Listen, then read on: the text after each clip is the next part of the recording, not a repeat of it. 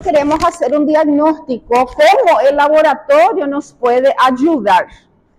Muchas veces entonces el dosaje de enzimas nos van a ayudar porque el aumento de esas enzimas en la sangre simboliza o traduce una injuria tisular, un daño tisular, que puede ser leve, moderado o severo, de acuerdo al nivel de la enzima. Entonces, vamos a suponer, ustedes conocen las transaminasas, ¿verdad? GOT y GPT. Siempre cuando pensamos que el paciente tiene una hepatitis, tiene algún daño en el hígado, nosotros pedimos esa enzima. Es muy diferente cuando un paciente llega con una GOT-GPT de 50, de 80, de 100 unidades y otro que llega con 1000. ¿Verdad? Ahí nos damos cuenta del daño, de la extensión y de la gravedad. Entonces, el dosaje de esas enzimas siempre van a tener niveles, aumentos leves, moderados y severos. Siempre cuando la enzima está elevada 10 veces el valor del límite superior, se va a considerar un aumento severo. Entonces, en ciertas situaciones hay medicación que puede causar daño del tejido. Cuando nosotros medimos las enzimas y esa enzima aumentó 10 veces su valor, es indicativo de la suspensión de la medicación. Por ejemplo, las estatinas. Por ejemplo, la isotretinoína. Cuando el paciente toma la isotretinoína, se pide las enzimas hepáticas para saber si no está causando un daño importante. ¿Que está causando un daño en el hígado? Está causando. Pero ¿cómo yo sé si puedo seguir la medicación en el paciente o voy a suspender o voy a disminuir la dosis, verdad? Estoy midiendo las enzimas hepáticas. Si ese valor supera o iguala a 10 veces su valor superior, se suspende la medicación. Eso es protocolo internacional, es válido aquí en todo el mundo. ¿Mas é um aumento significativo? ¿Es rápido? No, depende de la medicación. Eso va a depender mucho de la medicación. Entonces hay medicaciones como el paracetamol, que en 72 horas puede elevar las enzimas hepáticas. Y vos tenés ahí una hepatitis medicamentosa. Y, por ejemplo, las estatinas, la isotretinoína que yo conozco, que son medicamentos que causan daño y elevan las enzimas, eso puede tardar meses. Meses. Por eso el médico mes tras mes, ¿verdad?, hace el control y hace el ajuste de la dosis. Si continuamos, si aumentamos, si disminuimos. Entonces, esas enzimas son muy importantes para el médico como marcadores de lesión tisular. Bueno, ya sabemos que las enzimas son biocatalizadores, que ellas cumplen funciones indispensables en nuestra célula. Ellas son las responsables del metabolismo celular. Y ustedes ya saben, si no hay metabolismo, no hay vida. No hay reciclado, no hay renovación, no hay energía, no hay nada. Para definir la palabra vida, era que esa célula debería poseer metabolismo. Y las encargadas del metabolismo celular son las enzimas. Ellas son las responsables de transformar una sustancia química compleja en algo más sencillo o viceversa. De sintetizar sustancias, proteínas a partir de compuestos sencillos. Nosotros podemos determinar la actividad enzimática. Tenemos la tecnología para poder medir las enzimas en una prueba de laboratorio. Que las enzimas son marcadoras de lesión tisular porque la mayoría de las enzimas, su lugar de acción es dentro de la célula y no en la sangre. Hay enzimas que son propias de la sangre, pero la mayoría son intracelulares. Entonces, ¿qué está haciendo en la sangre? Es porque esa membrana se dañó, aumentó la permeabilidad de membrana, esa célula se destruyó. Es muy importante conocer el lugar de acción de esa enzima. Esa enzima actúa ¿dónde? ¿En el citoplasma o en la mitocondria o en el retículo endoplásmico o en el núcleo? ¿Dónde está actuando esa enzima? Porque si yo conozco su localización, yo voy a tener un mejor panorama de cuando ellas aumentan. Entonces no es lo mismo el aumento de una enzima. Vamos a suponer acá, otra vez las transaminasas, GOT y GPT. Glutamato, oxaloacetato, transaminasa. Glutamato, piruvato, transaminasa. Ella es intracelular y mitocondrial. Ella es intracelular, no hay dentro de la mitocondria. Por eso siempre la GPT es un poquito mayor que la GOT en el hepatograma. Porque la GPT, dentro de ese hepatocito, ella está aquí. Acá está la GPT, haciendo su trabajo. Si hay un pequeño edema, inflamación, señalización físico, biológico, químico, donde aumenta la permeabilidad de membrana, estas enzimas pueden salir y pueden ir a parar en la sangre. Es donde nosotros estamos dosando. La GOT, además de estar aquí, también está aquí, en la mitocondria. Vamos a hacer una mitocondria acá. Sí. Acá también está. Mucho más abundante aquí que aquí. Entonces, si hay un aumento de la permeabilidad, ella también sale. Y yo gozo. Entonces, siempre tengo, por ejemplo, un 38 unidad internacional por cada litro de sangre, y esta tengo un 30, tengo un 25, tengo un 28, siempre es un valor menor que mi GPT. Eso es lo normal. Cuando esta agresión en la célula se traspasa a la membrana y llega a las organelas y llega a la mitocondria, entonces esto también va a salir, lo que va a provocar mayor aumento. Entonces vos tenés GOT saliendo de la célula y saliendo de adentro de una organela. ¿Por qué? Porque esa célula se destruyó, esa célula murió. Entonces yo tengo aquí una GOT, por ejemplo, de 250 y tengo una GPT de 200. Esto es marcadora de gravedad. ¿Sí? Tengo una GOT de 70 y tengo una GPT de 50. Esto es grave. Significa que la célula sufrió una agresión grave y quizás incluso murió. Porque imagínate un poco, si está dañando la mitocondria y la mitocondria celular está dañada, ¿qué es lo que pasó con esa célula? No existe más, no funciona más, no se puede más recuperar una célula cuya mitocondria se dañó. ¿Se recuerden que ella es la encargada de hacer la apoptosis celular? Cuando se daña la mitocondria, ella va a hacer señalización para la muerte celular, entonces esa célula se murió. Essas enzimas só em órgão específico, né, que você dosa. Ellos no son específicos. ¿Por qué? Sí, ellos están en el hígado, en el músculo esquelético, en el músculo cardíaco, en los riñones, en el cerebro. No son órganos específicos. ¿Por qué solemos medir con mucha frecuencia y llamar transaminasa hepática? Porque el hígado, por su tamaño, es un aportador de estas enzimas de una forma constante. Recuerden que el hígado de una célula es un órgano que se renueva. Es un órgano que está se desintoxicando cada rato, es un órgano que se renueva, es un órgano que se inflama y se renueva. Cuando él se inflama, él deja salir estas moléculas. ¿Sí? Y ahí nosotros podemos dosar. Hay un valor de referencia normal sin que una persona esté pasando por un proceso inflamatorio o un proceso de agresión o de muerte celular. Todas las enzimas tienen un valor de referencia normal, ¿verdad?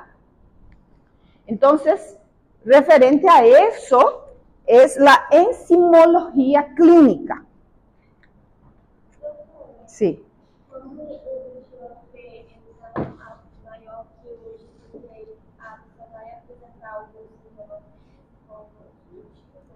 ¿Va a presentar algún síntoma? Depende de la extensión del daño. Cuando el hígado está afectado más del 50%, ahí recién van a empezar a aparecer algunos síntomas. Si ese hígado está afectado un 10, 20, 30, 40, 50%, es totalmente asintomático. Depende también del tipo de agresión. ¿Es un virus? ¿Es un parásito? ¿Es una bacteria? ¿Es un medicamento? ¿Es una droga? ¿Es alcohol? Depende también de eso, ¿sí? Entonces, las virosis agudas, por ejemplo, suelen traer sintomatología más que se observa mejor. El paciente tiene fiebre, el paciente tiene dolor, el paciente tiene aumento del hígado, ¿verdad? La hepatomegalia. Ahora, un paciente etílico no tiene eso. Y su hígado está destrozado.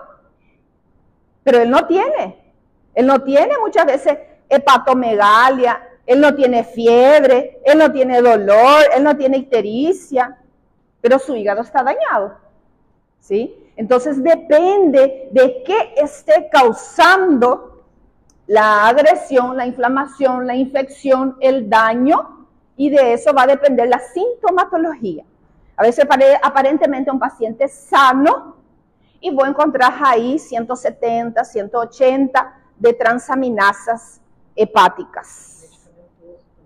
Sí, paciente que toma medicamentos, antihipertensivos, hipolipemiantes.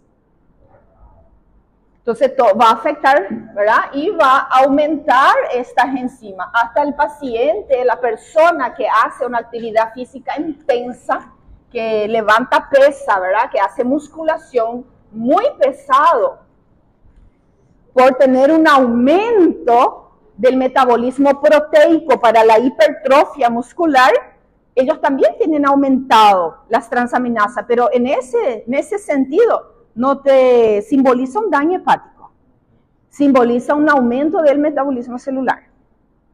¿Hasta cuánto considero normal en un paciente así? Eso es la clave. Yo tengo que saber que un aumento por encima de 50, 60, 65 es normal en un paciente que hace hipertrofia muscular.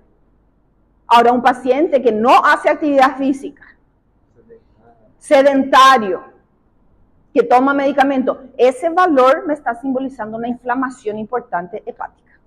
Doutora, mas quando faz exercício, eu vou dosar, por exemplo, 2 dias depois, 48 horas depois. Ele varia, eu não entendi essa parte, ele vai estar sempre com o mesmo, ele vai sempre fazer exercício, vai estar sempre com o mesmo valor? Sí, el paciente que hace ejercicio regular siempre va a mantener ese valor. Vai abaixar assim? Sí, 3 a 5 días se solicitan esos tipos de pacientes sin actividad física para ver si tiene normal, ¿verdad? Si esa es la causa del aumento. Porque esas enzimas empiezan a bajar en 24 horas y 48 horas ellas están normalizadas, ¿sí? Entonces eso es importante conocer también, la vida media de las enzimas. Entonces vamos a ver qué nos dice ahí. Vamos a empezar acá por la compañera, ¿cómo es el nombre de ella? Damara.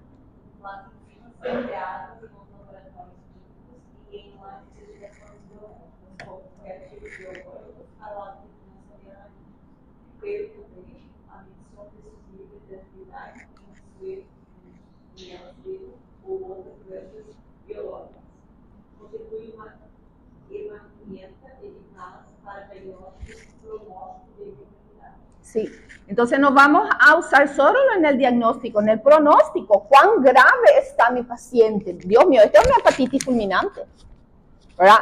No, esto es un proceso reciente, está empezando. ¿Cómo está evolucionando nuestro paciente? El tratamiento que le dimos está siendo efectivo, esas transaminasas están bajando. Entonces, el dosaje de estas enzimas constituye una herramienta eficaz para el diagnóstico y el pronóstico y también evolución del paciente cuyo fue diagnosticado con alguna enfermedad. Las enzimas son indispensables en el diagnóstico clínico, porque la alteración de la actividad enzimática puede estar asociada entonces a un estado patológico. Y ese diagnóstico va a depender ya de la clínica, de la anamnesis, del historial del paciente, dónde le duele, qué estoy viendo, ¿verdad? No es que yo voy a dosar la GOT-GPT y la GOT-GPT me va a decir tu paciente tiene hepatitis A. No te va a decir eso. Tu paciente, dosé GOT y salió 1500, tu paciente está teniendo un infarto agudo miocardio. No, es una herramienta para que yo pueda entender lo que le está pasando a mi paciente y poder cerrar un diagnóstico. ¿Cuáles son las principales enzimas solicitadas, verdad? Las transaminasas,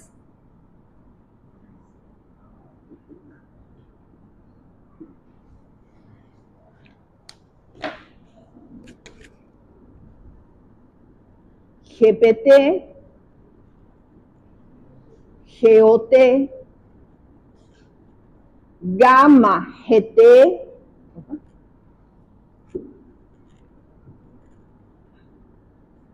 también es llamada así, GGT, gamma GT, gamma glutamil transferasa, glutamato oxalacetato transferasa, también llamada de aspartato transferasa. ¿En qué grupo de enzimas ellas van a entrar? En las transferasas, en el segundo grupo. Todas ellas transfieren algo, un grupo funcional de una molécula a otra. La GPT es el alanino transferasa. Como ustedes ven, son nombres de aminoácidos. Ellas están involucradas en el metabolismo normal de los aminoácidos. Cuando sobra un aminoácido, hay que usar ese aminoácido. Nosotros no podemos guardar, y si él empieza a acumular dentro de la célula, él es tóxico, porque recuerden que ellos eran ácidos, ellos eran básicos, ellos eran neutros, y ellos van a alterar el pH de la célula, porque ellos eran anfolitos. Y entonces, ¿qué hay que hacer?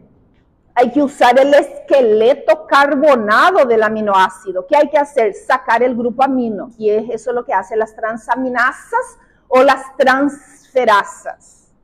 Transaminasa, transferencia de grupos aminos. Las tres son transaminasas. Transferencia de grupo amino.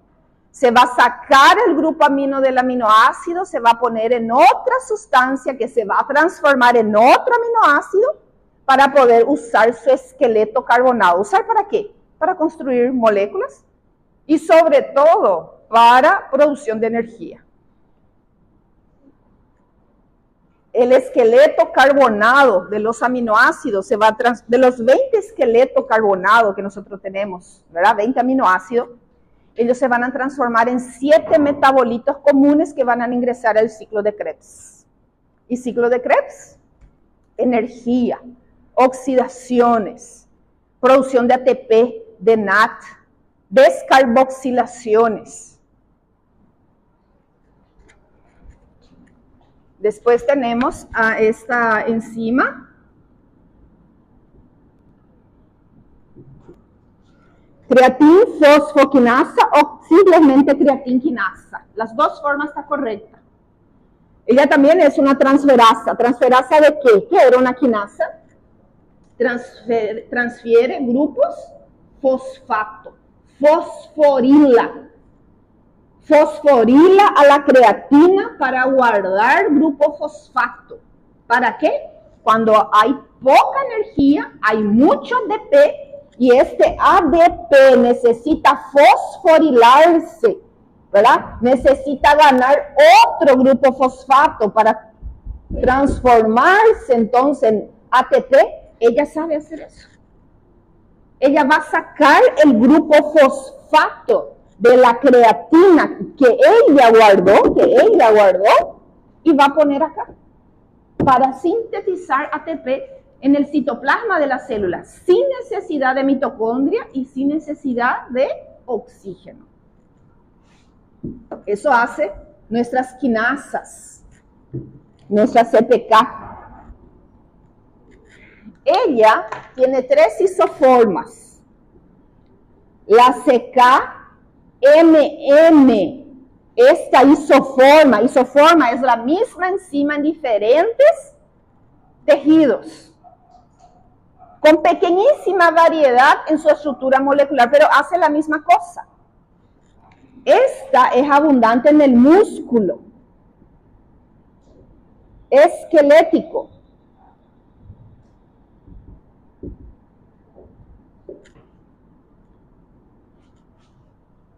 No sé si tengo acá esa enzima. Acá, ¿verdad? Entonces esta, la CPK del músculo, ella es la llamada CK fosfocreatinquinasa, creatinquinasa número 3. Ella es abundante en el músculo esquelético. La CK tipo 2, ella es la del corazón, ella es la MD, la fracción MD, y ella es muy abundante en el músculo cardíaco.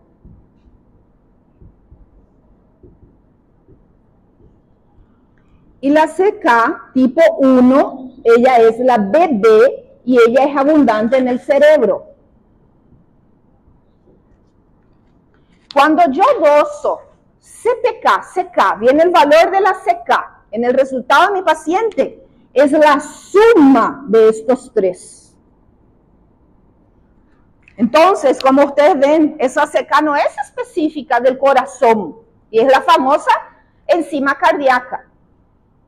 Ella está en el músculo esquelético, ella está en el músculo cardíaco, ella está en el cerebro. Entonces, un paciente que tuvo una ACV, un paciente que tuvo un coágulo, un golpe acá y dañó a la neurona, va a tener aumento de esta CK. Un paciente que tuvo un daño muscular, va a tener aumento de esta CK. Entonces, esta CK va a salir aumentada. Ahora, si yo quiero direccionar mi diagnóstico, ese paciente que viene con ese dolor, ¿verdad?, retroesternal, yo puedo pedir solo esta. No es que voy a pedir solo esta, yo voy a pedir la suma de todas y voy a ver de cuánto corresponde, de todo eso, cuánto corresponde esta fracción acá. De toda esa CK que está circulando, que vino del cerebro, que vino del músculo, que vino del corazón, ¿cuánto corresponde a la miocardíaca? Es ahí que me va a ayudar. ¿Sí? Después la otra enzima es la lactato deshidrogenasa, la LDH, que ustedes ya conocen, lactato deshidrogenasa. Ella también tiene varias isoformas. Mira dónde está la lactato.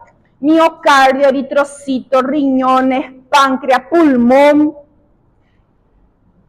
Ella no es específica de un tejido. Cuando yo pido lactato deshidrogenasa, yo pido, o sea, ese resultado va a venir la suma de estos 5. Entonces yo no sé si eso está viniendo principalmente del hígado, del riñón. Por eso la clínica. Mi paciente está con el hígado hinchado, está con náusea, está histérico, está con dolor, está con fiebre, ¿verdad? Veo el aumento de la bilirrubina, veo el aumento de la GOT-GPT y también tengo el aumento de las lactato deshidrogenasa. Entonces esa fracción está viniendo en mayor concentración del hígado. Pero ellas no son específicas. Las lactato deshidrogenasa hoy en día se piden muy poco. Prácticamente se pide en pacientes que sufren de anemia hemolítica. Porque ellas están dentro de los eritrocitos y en la anemia hemolítica y la destrucción del glóbulo rojo. Y entonces esa lactato deshidrogenasa va a aumentar de una forma bastante expresiva. El paciente va a estar histérico, ¿verdad? Porque la bilirrubina, la hemoglobina es la que se convierte en bilirrubina, va a estar aumentada. el paciente va a tener anemia. Entonces son los 3 signos laboratoriales que yo voy a buscar: lactato deshidrogenasa aumentada, anemia, hiperbilirrubinemia.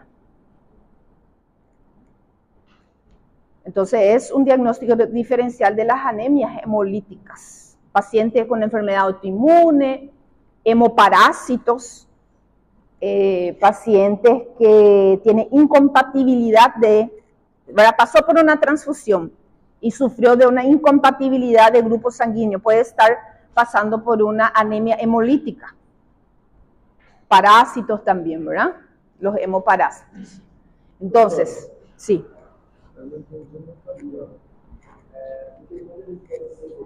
Ajá.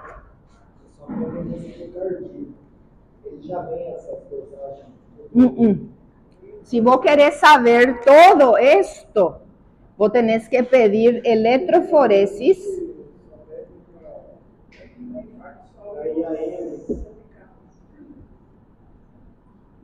Aquí, electroforesis de CPK. Va a venir esta, ¿cuánto es? Te va a venir esto, ¿verdad? Ah, esto salió 1000. De esa 1000, ¿cuánto es la MM? 300. De esa 1000, ¿cuánto es MB? 100. De esa 1000, ¿cuánto es BB? El restante. Ahí. La electroforesis. Sí. Ahí, ¿qué se pide en la urgencia? La electroforesis no se pide en la urgencia, porque la electroforesis demora por lo menos 6 horas para hacer la corrida electroforética y para separar las fracciones de estas enzimas, de esas proteínas. Entonces, ¿qué se pide en la urgencia? Se pide CPK o CK, que nosotros acá llamamos total, ¿verdad? Porque es la suma de las 3. Y la fracción CKMB. Estos 2 se piden. Ahí, ¿qué tenés que hacer? El índice de corte de la CKMD. Yo tengo que calcular cuánto por ciento de toda esta CK total es la isocima MD cardíaca. ¿Cuánto es? Si sale entre 2 a 3,5%, eso significa lesión. Si ese valor es mayor o igual a 6%, esto significa infarto, destrucción, significa muerte. Y muerte celular es compatible con el infarto. Infarto es muerte celular, no es lesión. Esto puede ser una endocarditis. Esto es muerte celular. IAM, ¿verdad? Entonces, vamos a suponer que tu CK total salió 600. Y tu CKMB salió 15. ¿Qué hago? 15 por 100 dividido 600. ¿Quién tiene calculadora? Hace un ratito, por favor. ¿Cuánto acá es el índice de corte? ¿Cuánto es mi porcentaje? 15 por 100 y ese valor dividido 600. ¿E infarto? ¿Qué es? Lesión, paciente con taquicardia, angina, dolor. Ah, vamos a pedir un electrocardiograma, vamos a ver qué está pasando. Pero si esto era 60, ¿cuánto da? 10%. ¿Qué simboliza 10%? Que tu CPK-MB sea el 10% de toda la CK. ¿Qué simboliza? Muerte celular, necrosis, compatible con el infarto agudo del miocardio. Eso es lo que se hace, José. Sabe por que a gente insistiu, doutora? Porque a gente, pelo menos, a não ser que esteja enganado. Eu nunca vi nem escrito total, é só CPK, tá bom? Isso. Daí, qual que é a minha preocupação hoje? tá aprendendo certinho isso de corte, ver qual que é ali a MP, mas eu chegar lá e só ter isso. Daí como é que eu vou? Então eu vou pegar e vou fazer conta. Sim. Para poder fazer a conta, tem que vir no CKMB. Tem para dosar isso aqui? Tem. Tem para dosar o bebê? Tem. Tem para dosar a parte? Não. Tem o... Sim. Esse aí é eletroforeses. Não é eletroforeses, perdão. É espectrofotometria. É a metodologia. Espectrofotometria. Ele vai vir lá, né? Medido por espectrofotometria. Ele não é um exame assim muito exato. O mais exato é a eletroforeses. Mas ele vai te ajudar. Ele tem um 0,1, 0,5% de margem de erro. Pero com esse valor, né? Então, vamos a suponer, nosso pacientito, imagínate um pouco que venga com uma CPK de 1500. 1500 e viene, ai, me duele. En la mujer el infarto miocardio no es muy específico. En el varón es acá el dolor, se irradia para el brazo, para la mandíbula, hasta la oreja del paciente le duele. En la mujer le duele acá, en el estómago, el abdomen. ¿Cómo vos sabés si no es una apendicitis, una pancreatitis, una, ¿cómo es de la vesícula? Colecistiasis. Imagínate una paciente obesa, ¿verdad? 90 kilos, 120 kilos. ¿Dónde le tocas? ¿Dónde le palpas? Ni siquiera se puede subir en la camilla. Entonces, ¿qué hace? Ella te está quejando acá. Entonces, vos le medís la CPK y viene 1500. Vos no podés decir que está infartando a tu paciente. Vos necesitas de la CPK-MB. ¿Cuánto te dice que el valor de referencia, la CPK-MB te dice hasta 25? En este valor vos no podés confiar, vos tenés que hacer esto, el porcentaje. Entonces, vamos a suponer que vino 60, nosotros vimos que hacer 60 es mayor que su valor de referencia. ¿Cuánto sale este cálculo acá? ¿Cuánto? 4. ¿Es infarto? No. ¿Es lesión? ¿Es daño? Sí, por el dolor, por la arritmia, ¿verdad? Todo eso, pero no te está simbolizando que toda esa cantidad de CK, la fracción importante está viniendo del corazón. Muy poco es del corazón, es más músculo cardíaco, ¿sí?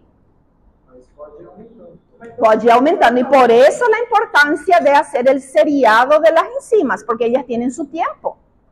Ella no se va a elevar a 1 hora, 2 horas, 3 horas del dolor, del infarto, de la injuria. Ellas necesitan 6, 12 horas, entonces, de dolor, ¿verdad? Entonces yo hago una medición para saber cómo ella llegó y voy a pedir dentro de 6 horas, voy a pedir dentro de 4 horas, voy a pedir dentro de 12 horas, de acuerdo al protocolo del hospital donde yo estoy. Também ninguém vai na... Começou a doer, ninguém vai na... Tenta tomar Sim. um negocinho, tenta... Isso. Isso, mas doeu, já sai correndo. Claro, muy difícil. Y por eso es importante el tiempo. ¿Cuándo comenzó? Ayer, de noche, de madrugada. Ah, bueno, entonces hay tiempo suficiente para que esto sea expresivo y yo pueda ver el cambio.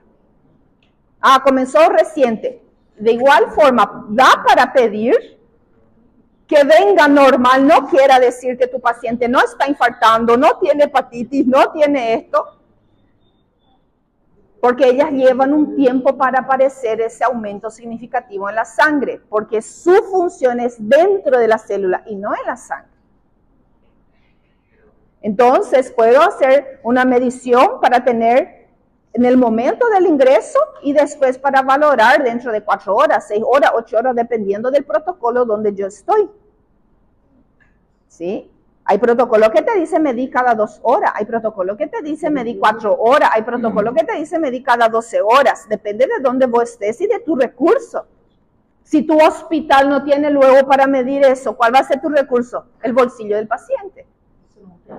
Acá en el hospital distrital no hay. No hay. Entonces el paciente tiene que disponer para poder pagar particular. ¿Y si no tiene? ¿Verdad?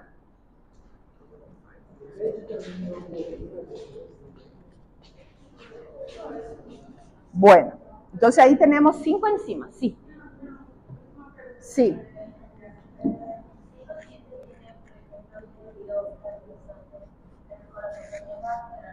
Si el paciente tiene ¿qué?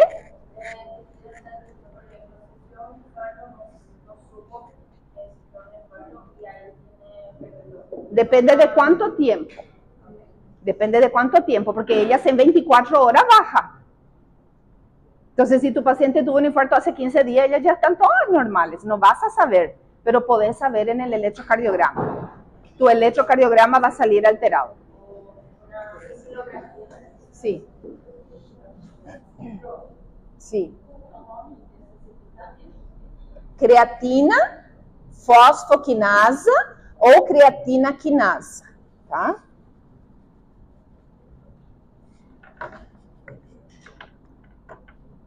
Bárbara, ¿qué dice ahí? Te toca ahora a leer. Bárbara, digo Débora, perdón.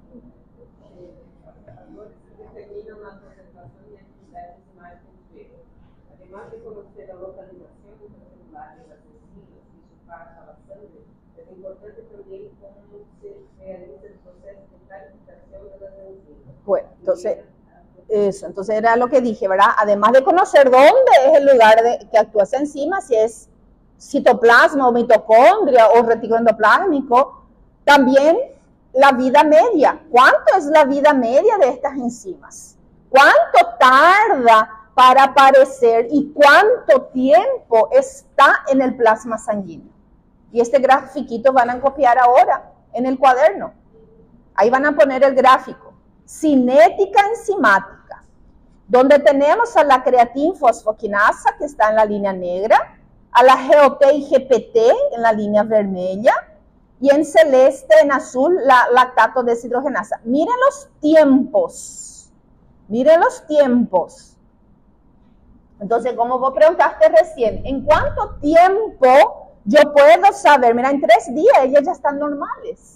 Y si tu paciente tuvo un infarto hace 8 días, eso ya no va a estar más en la sangre, ¿verdad?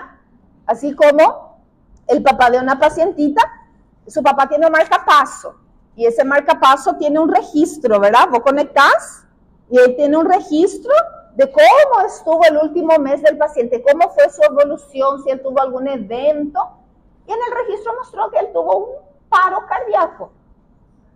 Mientras dormía, el marcapaso hizo su trabajo, ¿verdad? Le dio un electroshock y el corazón siguió funcionando. El señor de 90 años ni cuenta se dio, pero en el registro del marcapaso estaba ahí que él tuvo una parada cardíaca en tal fecha, en tal hora.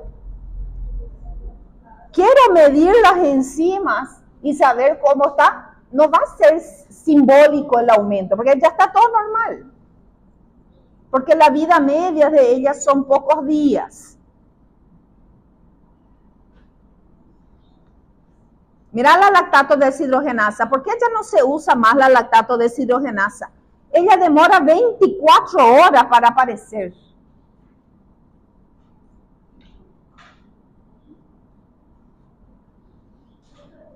Sí.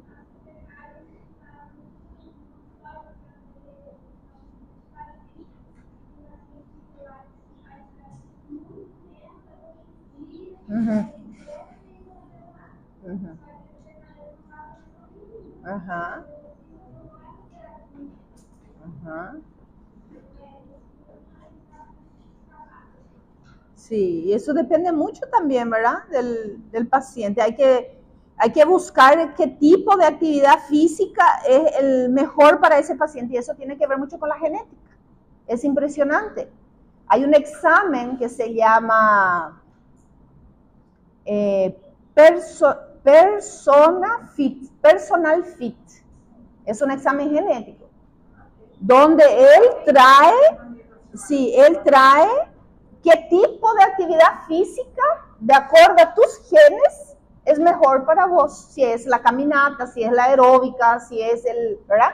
La musculación, si es la hidroginasia, qué tipo de actividad física de acuerdo a tus genes, ¿verdad? Porque cada persona responde de una forma diferente. Nuestra genética es diferente, ¿verdad? solo observando la raza misma, ¿verdad? La raza blanca, el músculo de la raza blanca, si vos comparás con el músculo de la raza negra, la diferencia es abismal, ¿verdad?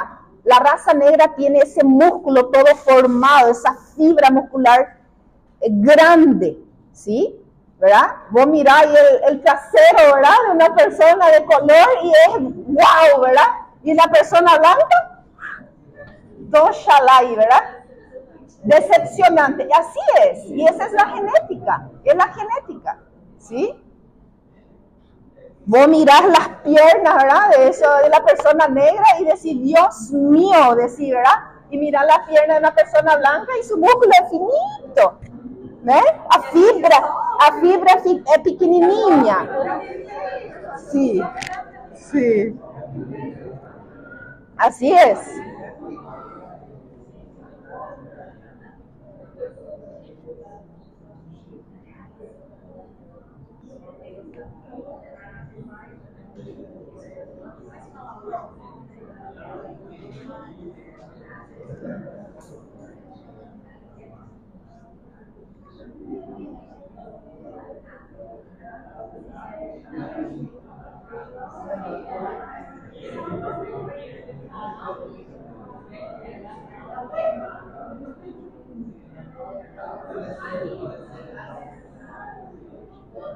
Sí.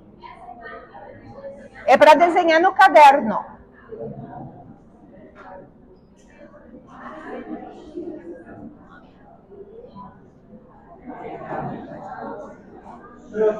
Vai ser cabeçalho ou não precisa? Não, só anotar cinética enzimática, donde yo tengo aquí los niveles de concentración y tengo aquí el tiempo, para que sepan cómo tardan, ¿verdad? 6 horas a CPK está no pico máximo, entonces quer dizer que en 3 horas, 4 horas, yo tengo un aumento ya considerable importante. Voy a tener el doble de su valor normal que estaba.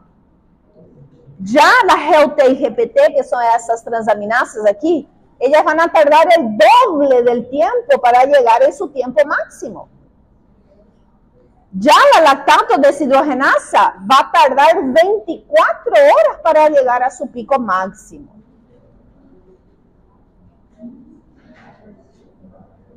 Ellas en 3 días, en menos de 72 horas, ya están normales. Mientras que la lactato deshidrogenasa va a permanecer por varios días elevada y más o menos en 10 días vuelve a su normalidad. Eso es la vida media de esas enzimas. Y eso en enzimología tiene un nombre, cinética enzimática.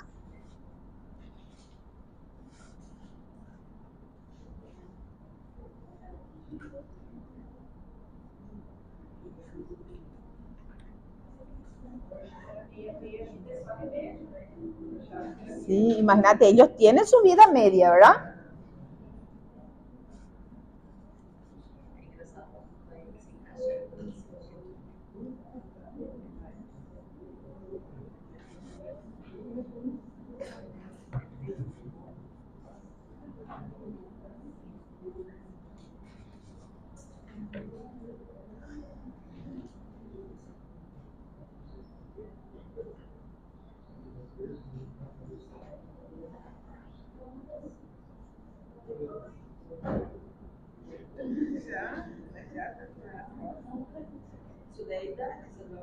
É falta de músculo.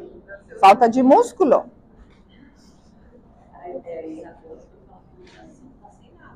Tá sem nada. Tu genética não te ajuda a muscular.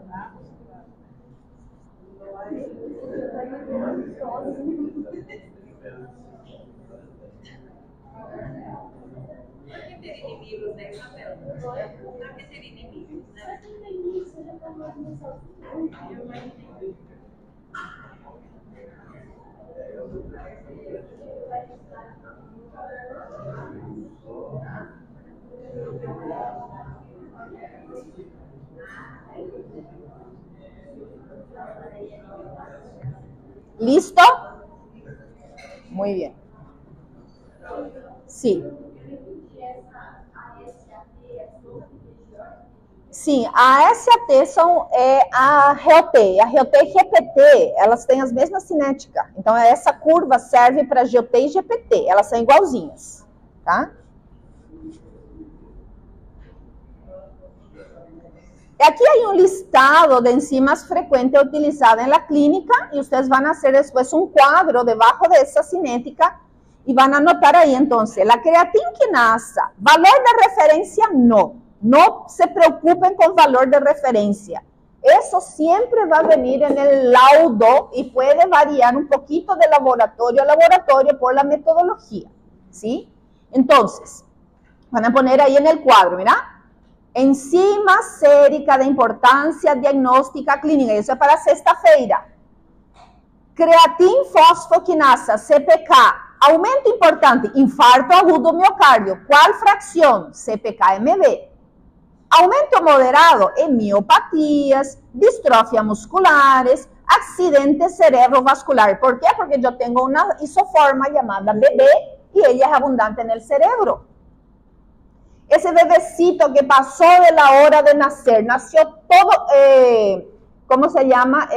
Con hipoxia, todo azuladito, cianótico.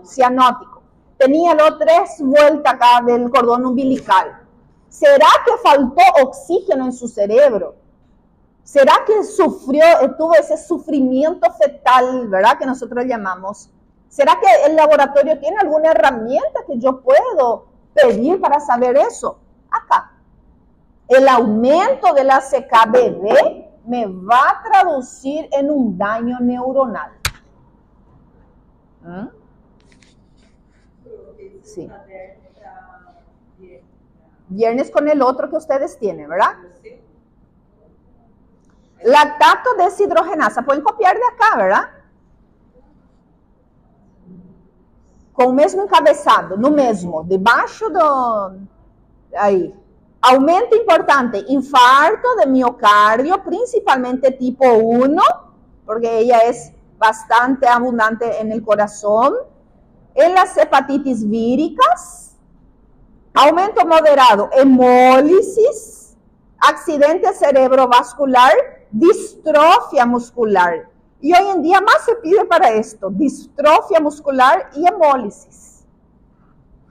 Tiene mayor relevancia e importancia clínica en esas condiciones. Acá está la GOT que se llama AST. También antes, a 100 años atrás, la GOT era la única herramienta laboratorial que o médico tinha para poder pedir. No había troponina, no había la CK, menos la CK-MB. El médico solo tenía GOT o GPT para pedir. Entonces, aumento importante, dice, infarto del miocardio, hepatitis y traumatismo. Nosotros sabemos que ella no es cardioespecífica. Las enzimas realmente nos ayudan en el diagnóstico cuando ella es específica de un tejido. Y como nosotros vimos acá, esas lactatos, ¿verdad? Ellas no son específicas de ningún tejido. La GOT, GPT, ellas son abundantes en el músculo esquelético, en el músculo cardíaco y también en el cerebro.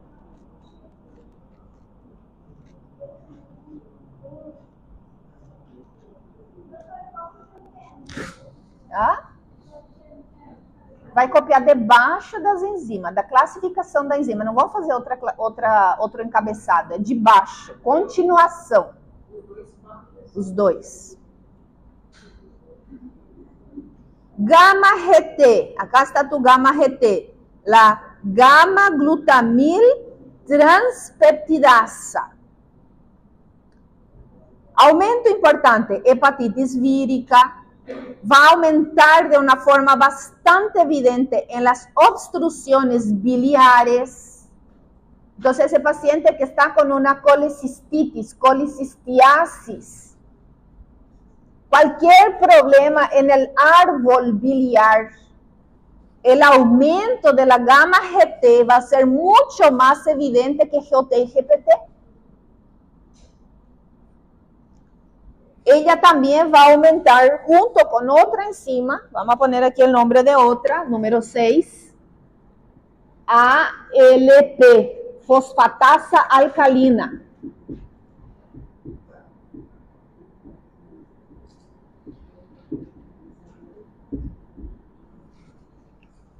Esa fosfatasa alcalina, ella es muy abundante en la base del hígado, en las células fenestradas de la base del hígado. Cuando el páncreas o el árbol biliar están dilatados, están inflamados, están hinchados por algún problema, por una obstrucción, por una inflamación, una infección, esas enzimas se van a elevar. Entonces se eleva de una forma muy importante la fosfatasa alcalina y la gamma GT. ¿Tá? Entonces, ¿qué encontramos allá? Mira, metástasis hepática, enfermedad alcohólica también. Paciente con hepatitis alcohólica, paciente con hepatitis medicamentosa.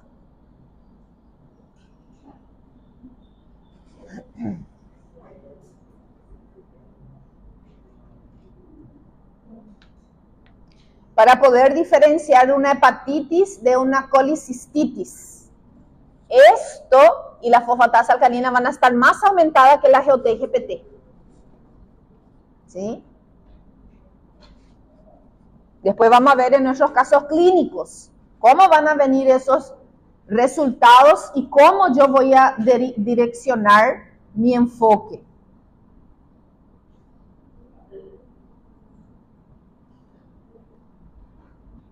La fosfatasa alcalina, mira, ictericia obstructiva, colelitiasis, neoplasia de las vías biliares, todo lo que tenga que ver con las vías biliares, fosfatasa alcalina. Pero ella también está en el intestino, ella también me puede estar aumentada en un paciente con intestino irritable, intestino permeable, disbiosis intestinal. Ella también está presente en la placenta, así que una gestante con peligro o que está con desprendimiento de placenta, eso también va a estar elevado. ¿Sí? Neoplasias óseas, osteomalacia, enfermedad de Paget, hiperparatiroidismo. ¿Por qué? Ella es la enzima contraria de la quinasa. Cuando la quinasa fosforila, la fosfatasa alcalina desfosforila. Cuando el paciente tiene deficiencia de fosfato y de fósforo, de magnesio, nuestra reserva está en el hueso.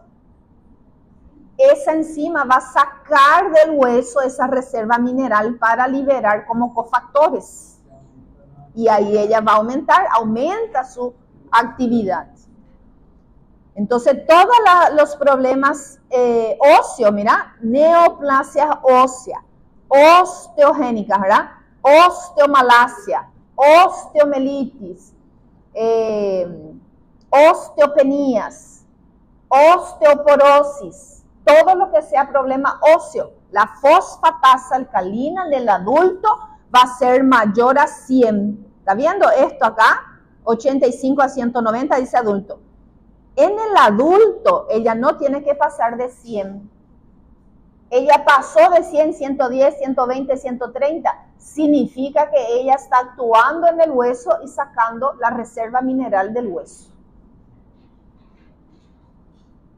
Entonces, ese valor de referencia, hay que conocer los valores actuales de referencia. Por eso le dije a ustedes, no se fijen en los valores de referencia que están ahí. Sí. No, y justamente por eso el curso que yo doy de interpretación, porque ahí se habla de los valores de referencias actuales, ¿verdad? ¿De dónde se saca esos valores de referencias actuales?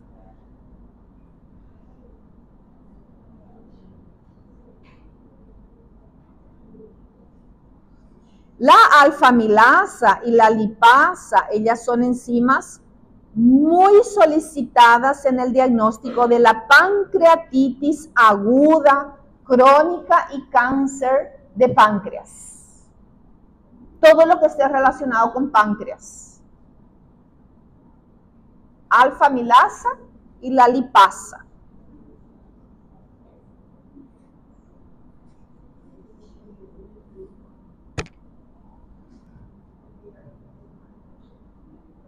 Muy bien.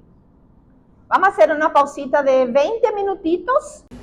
¿Cuánto tiempo hay que esperar para volver a solicitar los mismos parámetros? Estas son enzimas de dosaje seriada y de en cuánto tiempo puedo ir pidiendo. Ya dijimos que eso va a depender del protocolo. Va a depender de dónde yo estoy y del protocolo de la institución. ¿Qué información clínica nos proporciona los resultados de estos parámetros? Entonces, esas son las dudas, las preguntas frecuentes que tenemos que saber manejar para que sí el dosaje de enzimas nos puedan ayudar como una herramienta eficaz e importante. Si nosotros no manejamos esto, las enzimas, el laboratorio no nos va a poder ayudar. Tenemos que saber tiempo, tenemos que saber dónde están esas enzimas, tenemos que saber cuál es lo que vamos a solicitar. Entonces nosotros vamos a dar énfasis a las enzimas cardíacas. ¿Qué pruebas laboratoriales tenemos a mano, tenemos a disposición para que nos ayuden frente a una sospecha de daño de miocardio agudo? Dice. El infarto de miocardio es la destrucción de parte de la capa muscular del corazón debido a la falta del oxígeno. Un infarto al miocardio suele ocurrir cuando se forman coágulos de sangre en una de las arterias coronarias, lo que bloquea el aporte de sangre al corazón. A veces el bloqueo puede deberse a un espasmo. Con frecuencia, un infarto al miocardio causa dolor agudo y aplastante en el medio del pecho. El dolor puede irradiarse del pecho al cuello, a la mandíbula, a las orejas, al brazo y también a la muñeca. Ya hablamos que esa sintomatología puede ser bastante distinta en las mujeres. Ese cuadro doloroso característico es bastante frecuente en los varones. Y un signo importante que el paciente va a presentar, que nosotros vamos a poder visualizar o que nos van a contar, es el signo de Levigné. El signo de Levigné es cuando el paciente, la persona que le está llevando el infarto, aprieta su mano con el puño cerrado, otro abierto, aquí en el centro del tórax. Eso se llama signo de Levigné. ¿Sí? A veces el paciente puede perder la conciencia por ese dolor, puede caer y golpear la cabeza. Y eso no hay que descuidar.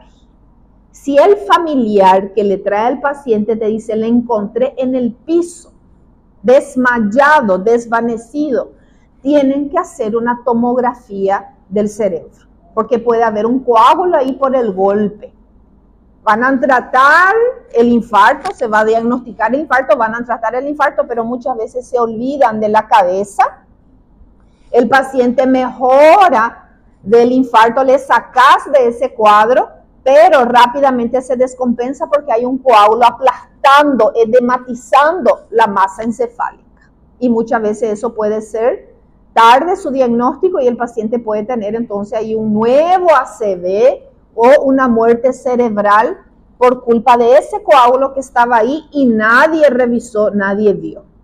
Entonces eso también suele ser frecuente.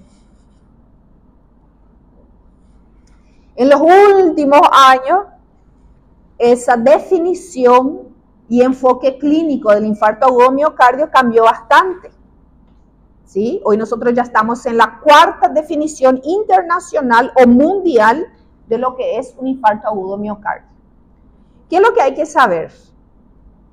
Hay que saber que existen 3 criterios según la OMS y si yo encuentro 2 de estos 3 criterios, yo puedo hacer el diagnóstico de infarto agudo de miocardio a mi paciente seguir con el protocolo o derivar a mi paciente en un centro asistencial que tenga el centro de hemodinamia para hacer una reperfusión o el tratamiento correcto o el especialista en el área, ¿verdad? Que sería el cardiologista, el cardiólogo.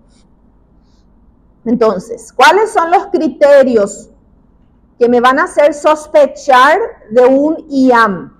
Dolor torácico isquémico mayor a 30 minutos. Entonces el paciente te va a decir, tomé mi medicación habitual, reposé, tomé un calmante, me tranquilicé, me acosté, no pasó y por eso estoy viniendo. Ese dolor tiene que durar por lo menos más de 30 minutos. Si es un dolor, una punzada nomás que sintió, puede ser otra cosa, no es algo compatible con el IAM. Puede estar teniendo una obstrucción, eso puede volverse un IAM a futuro, ¿verdad? Y ahí van a estar las pruebas complementarias, pero en este momento no es un IAM. Cambios evolutivos en el electrocardiograma. Tengo que saber también que esos cambios, que el cambio en el electrocardiograma que me va a mostrar si hay una elevación de la onda ST, donde es lo más frecuente de un IAM, o hay una inversión de la onda ST o cualquier otro cambio, eso muchas veces no aparece enseguida.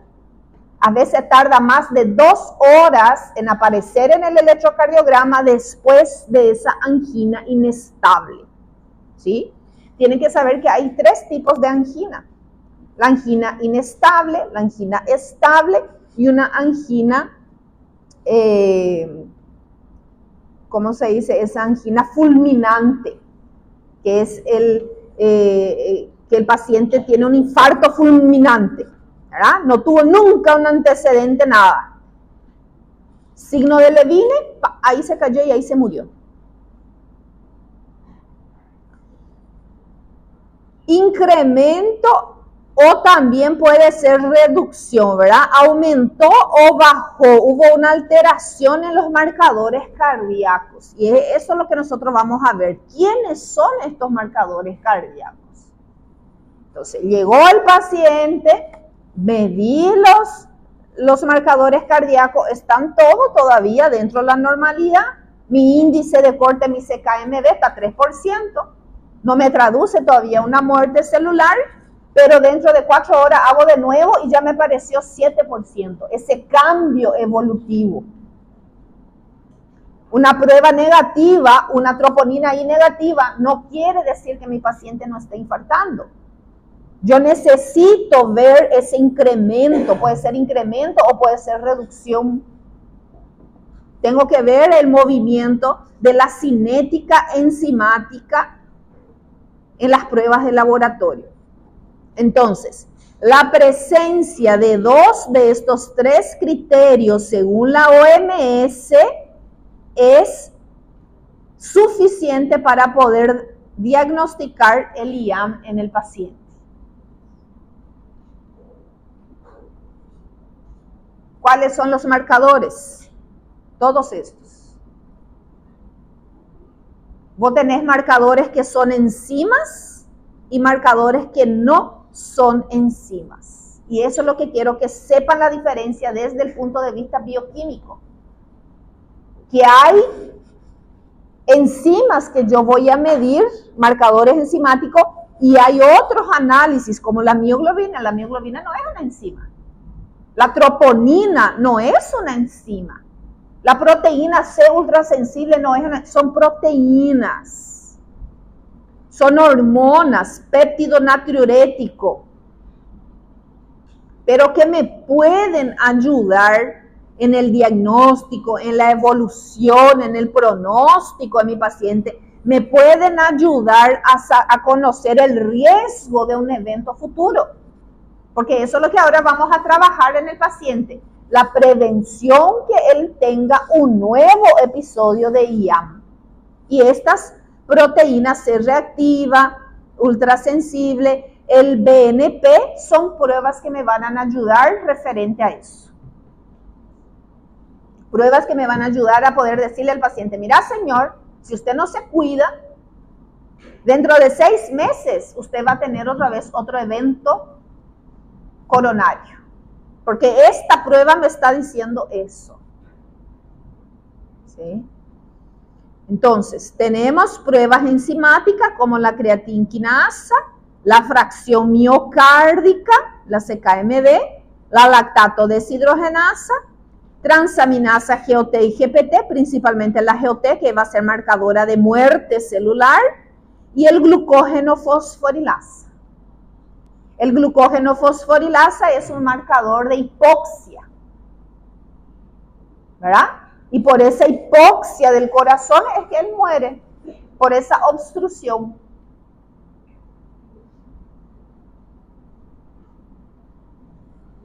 ¿Quién quería preguntar algo?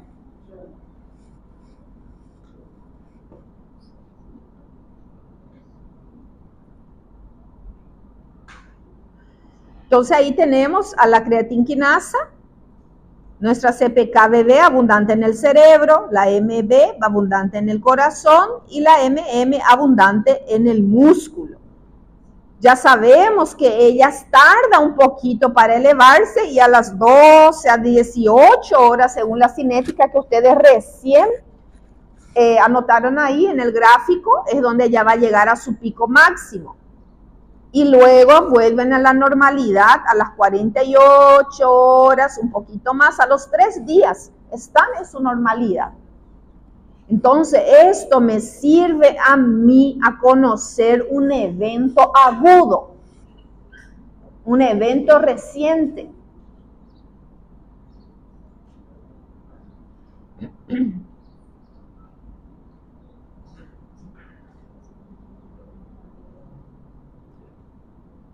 Y esto es lo que ustedes van a notar en su investigación sobre las enzimas. ¿Qué es lo que hace una creatinquinasa? Por eso van a hacer la investigación, van a hacer la reacción. ¿Qué es lo que hace la enzima? Ella fosforila a la creatina. Ella coloca grupo fosfato aquí a la creatina y la convierte en fosfocreatina. ¿Para qué? Para guardar este fosfato. Porque cuando baje los niveles energéticos o cuando este músculo sufra de hipoxia, que es frecuente ocurrir eso, ella va a volver a hacer la reacción al revés. Mira, ella es reversible. Ella va a sacar ese grupo fosfato aquí, va a poner en el ADP y va a fabricar ATP. Entonces ella usa un recurso energético cuando es abundante, hay mucha energía. Nosotros no podemos guardar energía. Y ella es muy sabia, entonces ella va a guardar ese recurso. Va a guardar en la creatina. Porque cuando bajen los niveles de energía, ella va a poder sacar y fabricar ATP. Esa es su función. Y su función es estar trabajando dentro del músculo y no en la sangre. Y cuando ese músculo se daña, sobre todo el músculo cardíaco,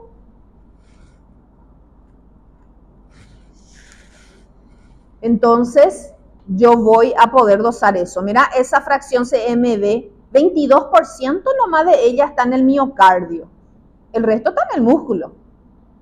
Pero mira un poco la BB, la alta afinidad que tiene, la alta sensibilidad que tiene. Casi todo está en el cerebro. La MM, que es la fracción muscular, casi todo está en el músculo esquelético. Pero mira un poco que vos también tenés en el estómago, tenés en el ilion, tenés en el colon, así que cualquier evento gastrointestinal también va a elevar la fracción BB. Ellas no son cardioespecíficas. Mira cómo la MM no es cardioespecífica, pero entre todas las fracciones, ella es la más abundante en el miocardio. Por eso yo tengo que hacer el índice de corte. Por eso yo tengo que calcular de toda esta CPK, ¿cuánto corresponde a mi CKMB?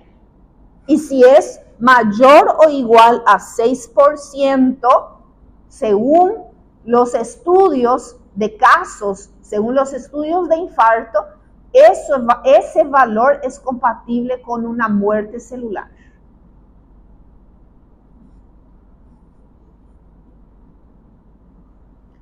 Y ahí está su cinética, ahí ya está. Mayor a 3, este es un valor actualizado, el que yo le pasé a usted, de 2 a 3,5. Antes se decía que por encima de 3,5 se consideraba lesión. Hoy en día ya sabemos que a partir de 2% ya es considerado una lesión, como una endocarditis,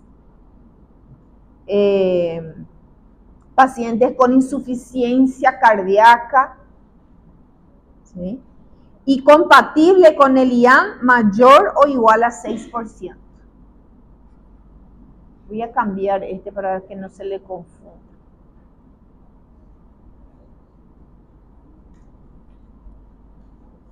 Ahí. 2 a 3%, lesión por encima de 3%, 3,5 es una lesión grave y mayor o igual a 6 ya es compatible con muerte celular. Y eso es lo que yo tengo que buscar para diagnosticar un infarto. Muerte.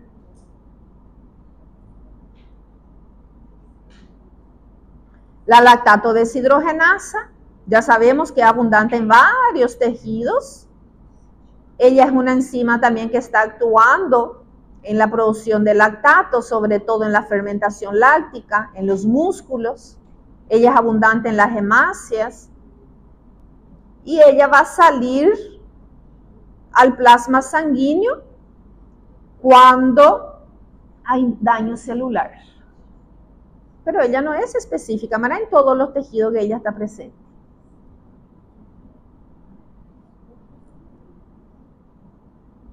Su cinética, ya notaron hace rato, GOT y GPT son nuestras transaminasas, son abundantes en varios tejidos también. Lo que ellas hacen es transferencias de grupo amino. No sé si la clase pasada yo mostré la reacción de una GOT o GPT.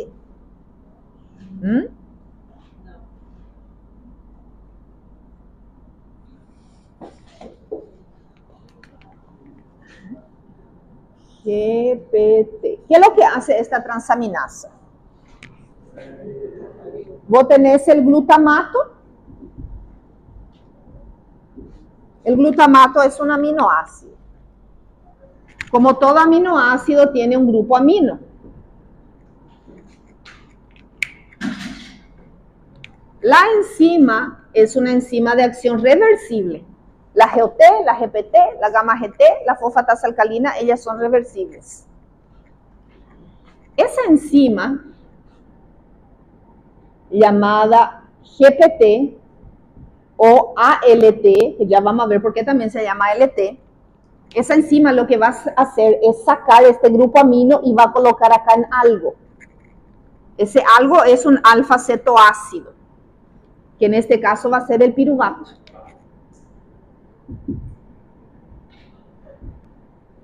El piruvato, como todo alfa-cetoácido, tiene un grupo carbonilo.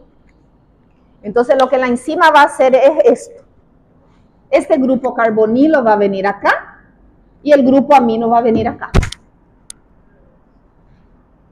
Cuando el glutamato pierde su grupo amino y gana el grupo carbonilo, él se transforma en alfa-cetoglutarato. Alfa-cetoglutarato es un elemento del ciclo de Krebs.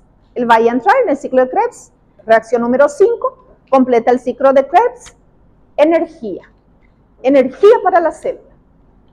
Entonces, este glutamato se convierte en alfa-cetoglutarato.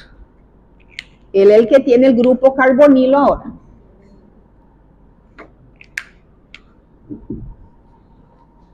Este alfa-cetoácido que aceptó el grupo amino transferido por la GOT, ahora se transforma en alanina.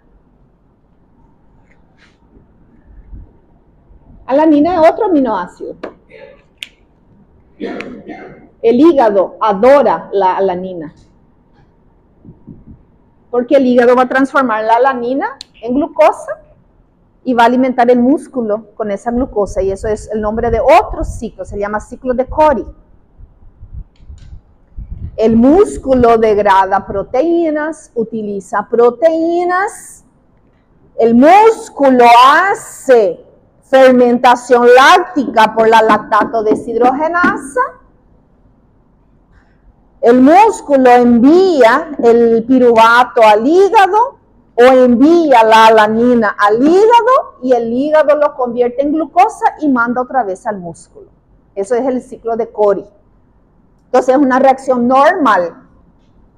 Entonces el glutamato pierde el grupo amino, gana un grupo cetónico o carbonilo y se convierte en esto. Ciclo de Krebs, fuente de energía. Estamos quemando el esqueleto carbonado de este aminoácido. Este piruvato que sirvió de intercambio, ¿verdad? De aceptor de este grupo amino, ahora se transforma en alanina.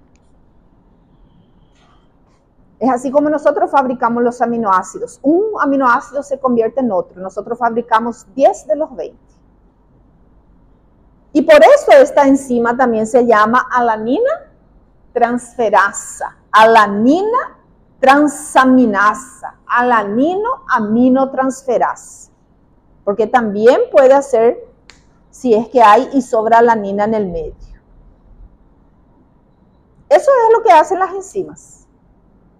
Metabolismo de aminoácidos. Y esta enzima es una enzima que está en el citoplasma de la célula. La GOT hace la misma cosa, ¿sí? La GOT, glutamato, oxaloacetato. ¿Quién es el oxaloacetato? Es el primer aceptor del acetil-CoA del ciclo de Krebs. Transaminasa. Entonces, yo tengo el aminoácido que va a donar al grupo amino, al oxaloacetato. El oxaloacetato al agarrar ese grupo amino del glutamato se convierte en aspartato. Por eso la enzima también se llama AST, aspartato transaminasa, porque ella también puede hacer en ambos sentidos. Esas enzimas entonces están ahí haciendo su metabolismo normal y para eso depende de una coenzima. Y esa coenzima es la vitamina B6 en forma de piridoxalfosfato. Vitamina B6. Por eso la vitamina B6 es muy importante en el metabolismo de proteínas, en el metabolismo de aminoácidos. Producción, síntesis de proteínas. Cuando esa célula se daña, entonces sus contenidos salen al plasma celular, incluyendo las enzimas. Y es eso lo que nosotros estamos dosando. Y ahí vimos que ellas aumentan entre 8, 6, 8 horas y llegan a su pico máximo a las 12 horas. Y van a permanecer también más o menos unos 3 días.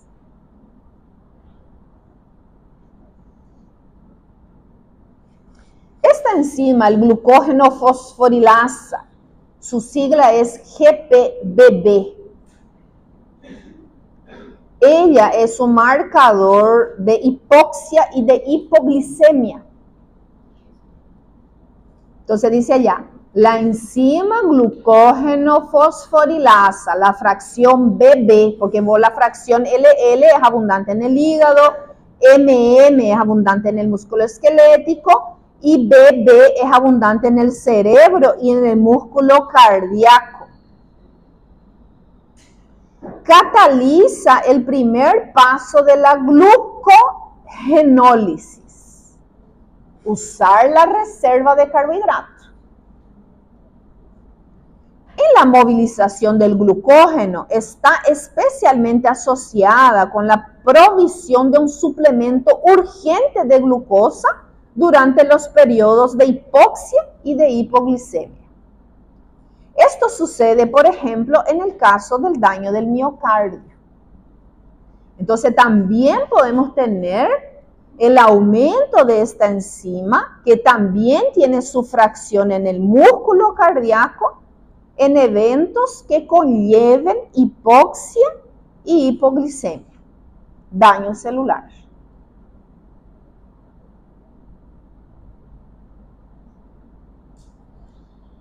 ¿Cuál es la ventaja de esta enzima? Su rápida aparición.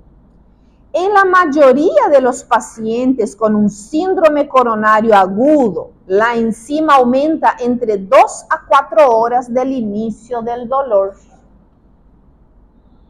Entonces, ella le va a ganar a la CPK referente a tiempo. Porque en 6 a 12 horas yo voy a tener aumento de la CPK y esta a las 2 a 4 horas.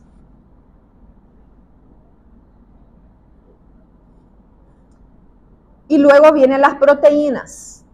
La mioglobina, ella también va a ganar en tiempo. Se eleva a las 2 horas de la lesión y permanece en 24 horas elevadas. Ella sube rápido y baja rápido. Yo quiero saber si mi paciente está teniendo un nuevo evento coronario. Magnífico, mioglobina especial para eso. Porque se supone que en 24 horas ella ya tenía que estar normalizando. Y si yo encuentro otra vez que ella está elevada, otro evento coronario, otra obstrucción, otro proceso de hipoxia severa.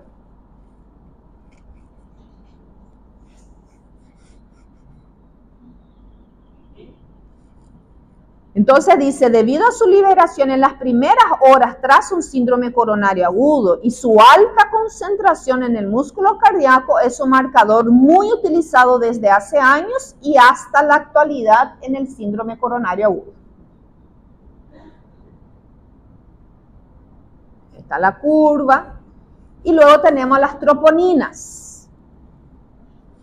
La troponina T y la troponina I son las que se suelen medir y esto es su sigla, troponina I cardíaca.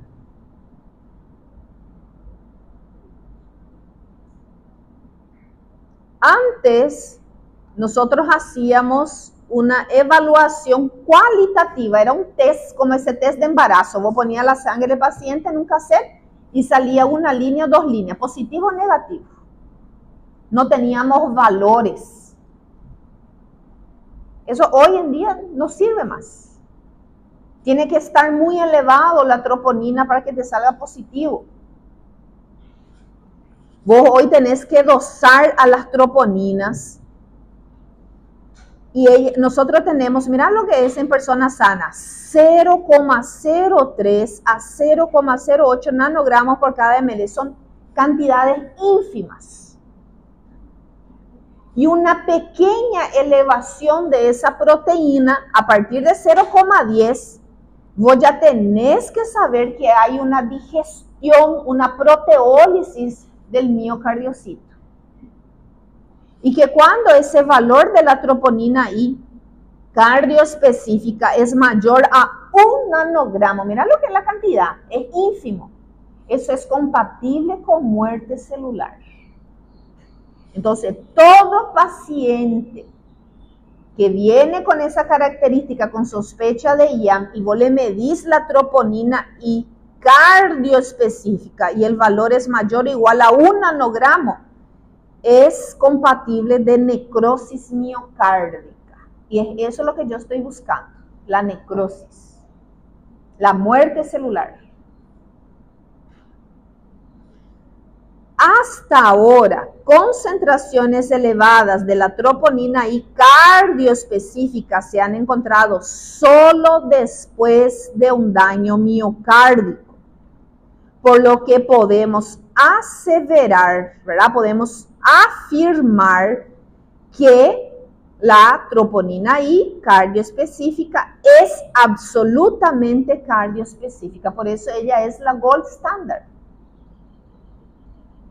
Y muchos médicos te dicen, si vos no tenés troponina I cardioespecífica mayor a 1 nanogramo, tu paciente no está infartando. No importa que su CKMB esté 10%, 20%, vos necesitas la troponina I cardioespecífica. Ella es la única cardioespecífica y es la única que va a poder confirmar el infarto. Muchos cardiólogos dicen eso.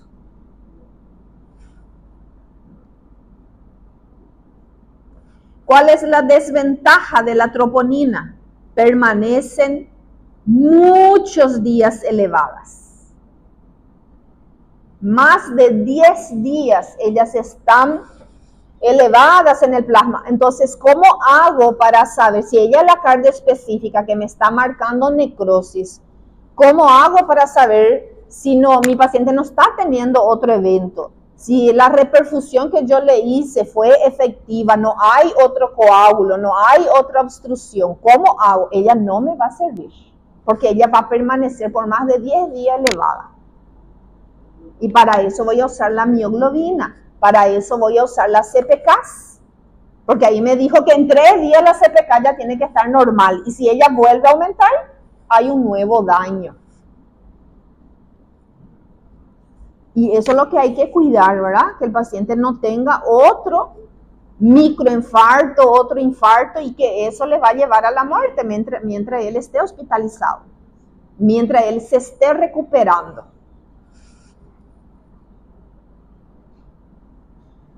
La PCR ultrasensible nosotros vamos a usar principalmente para ver el pronóstico del paciente, para ver el futuro infarto agudo que él pueda tener, para medir un factor de riesgo adicional. Esto vamos a estar usando más en el momento del alta o del control post-evento. Acá están los valores. Un valor superior a 3 me simboliza alto riesgo coronario. Entonces eso nosotros vamos a estar usando para predecir el riesgo de futuros infartos agudos a personas que ya han tenido uno anteriormente y que tienen factores cardiovasculares como el tabaquismo, la obesidad, la diabetes, la hipertensión y dislipidemias. Ese es tu paciente con síndrome metabólico, le tenés que pedir PCR ultrasensible. Porque este es el paciente con síndrome metabólico.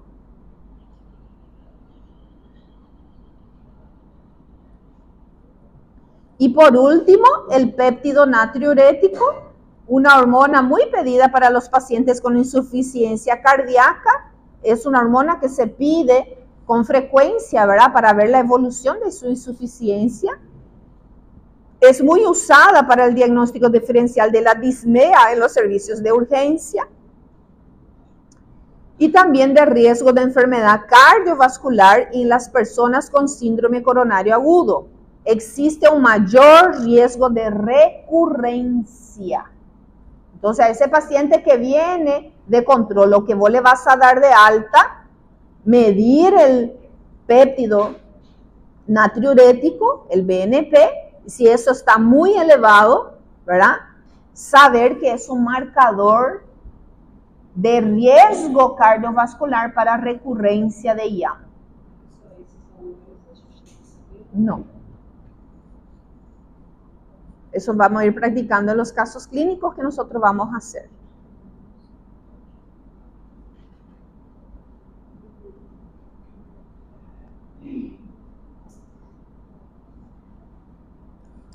Un hombre de 52 años acudió a la unidad de urgencias con dolor torácico intenso de 1 hora de duración. Ya había sido atendido anteriormente en la sesión de dolor torácico y desde hace 2 años tenía antecedente de angina de esfuerzo. Entonces hace una actividad física, sube escalera, hace algún tipo de actividad física y tiene ese dolor en el pecho. Eso se llama angina de esfuerzo. ¿Qué determinaciones específicas solicitaría usted al laboratorio de urgencia? ¿Cuál es la prueba bioquímica de esas 8 que les mostré a ustedes que nos va a poder ayudar ahora? Ninguna, porque hace 1 hora. Y ninguna enzima sale a la 1 hora. Entonces, el laboratorio no nos va a ayudar en este momento. Puedo pedir para tener un antes y ver cómo va evolucionando. ¿Sí? Eso sí, ¿verdad? mientras estabilizo, oxigenoterapia, medicamento para el dolor, ¿verdad? Tranquilizar el paciente, si él está con arritmia, vas a tener un tipo de medicamento que vas a poder usar si tu paciente está hipertenso y con arritmia. Y otro tipo de medicamento muy diferente si tu paciente está bradicárdico y con la presión baja. ¿Sí? En este momento no hay ninguna prueba específica que me va a poder ayudar.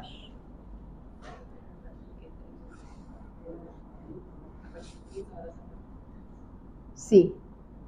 Mioglobina a partir de 2 horas. Glucógeno, fosforilasa a partir de 2 horas. Un hombre de 68 años de edad se presentó en urgencias con un ataque repentino de dolor del pecho, dolor del brazo izquierdo, disnea y debilidad mientras estaba fuera de casa en un viaje de negocios. No está disponible su historial médico, pero admite que ha fumado 2 cajetillas diarias durante más de 20 años. Tabaquista crónico. Se obtuvieron marcadores cardíacos en la admisión cuando él llegó y a las 8 horas de esta, y esos son sus resultados. Se midió la CKMB, se midió la hemoglobina y se midió la troponina T. Quiero que miren el valor del paciente cuando llegó y 8 horas después.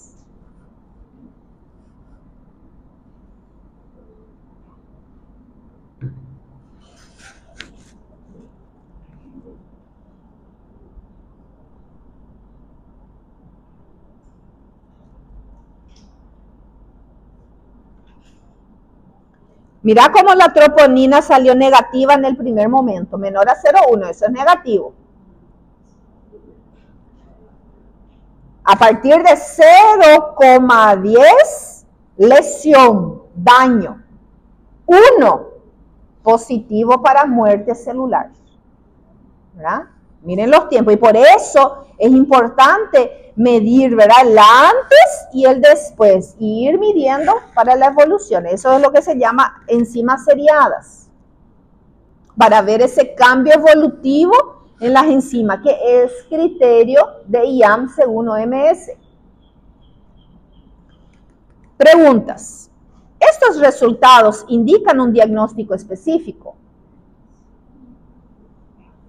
Necrosis de miocardiocito. Si es así, ¿cuál es el diagnóstico? IAM.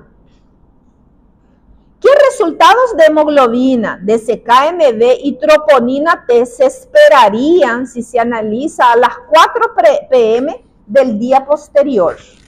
O sea que vos acá me diste el día 26 a las 4 de la tarde, me diste y salió esto. ¿Qué resultado voy a esperar a las 4 del día siguiente? O sea, 24 horas después. ¿Cómo va a estar mi CKMB 24 horas después? Va a empezar a disminuir. ¿Y la mioglobina? Prácticamente normal. ¿Y la troponina T? En su pico máximo.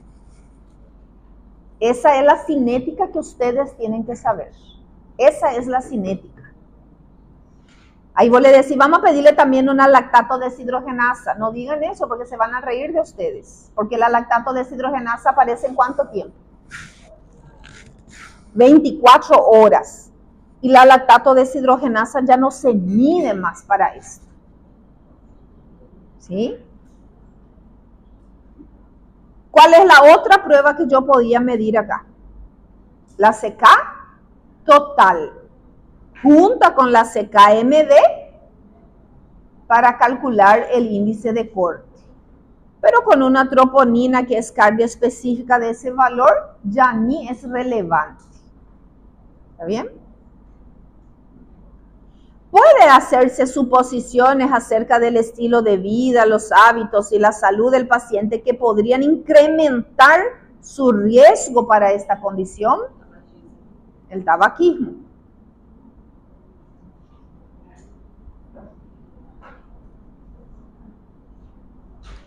Existen algunos ensayos que podrían indicar su riesgo para evento adicional de este tipo. PCR, ultrasensible y el BNP.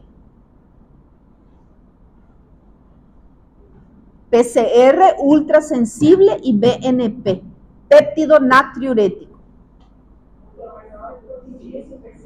Ajá.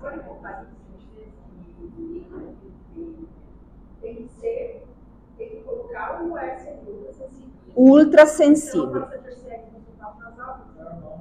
Sí, la PCR es la proteína C reactiva que ustedes hicieron la prueba de micro.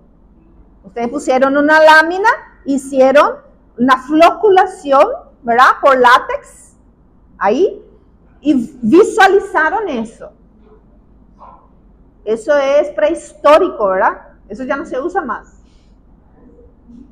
Eso yo aprendí a 20 años atrás cuando estudié en la facultad y mis profesores aprendieron a 30 años atrás cuando ellos estudiaron. Hoy la PCR es la ultrasensible que se mide en una máquina. Se mide en una máquina. ¿Sí? El que ustedes hicieron es el PCR látex. ¿Se acuerdan? El PCR látex, donde la PCR está muy aumentada en un proceso infeccioso. Entonces vos podés visualizar de tanta proteína de fase aguda que hay. Esa es una prueba más que cualitativa para detectar la presencia de la proteína C reactiva, que es una proteína de fase aguda producida por el hígado. Hoy en día nosotros dosamos en una máquina la PCR y valores inferior a esto. Entre esto te está marcando procesos inflamatorios del endotelio vascular, ¿verdad? Sumado a una LDL oxidada, sumado a procesos inflamatorios de tu paciente, sumado a su tabaquismo, sumado a su dislipidemia, a su hipertensión, todo eso suma y se convierte en un riesgo cardiovascular. Entonces, esto es otro método, pero es la misma proteína, Thais. Sí. PCR de qué? Exacto. Sí. Y PCR también se llama ese examen de determinación de ADN de un patógeno. Reacción de polimerasa inversa. Eso también es PCR. Entonces, en ese caso de hisopado para el COVID, hisopado para influenza, es otra cosa. Sí. Exacto.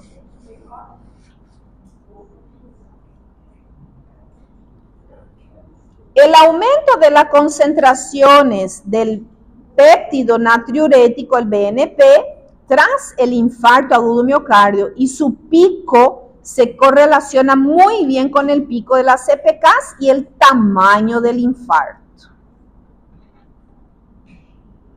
Entonces, mira, este es el valor de referencia, un valor muy amplio, muy amplio. Imagínate lo que es, hasta de 0,1 hasta 100 es lo normal. Tu paciente que tuvo un infarto va a tener 400, 500, 800.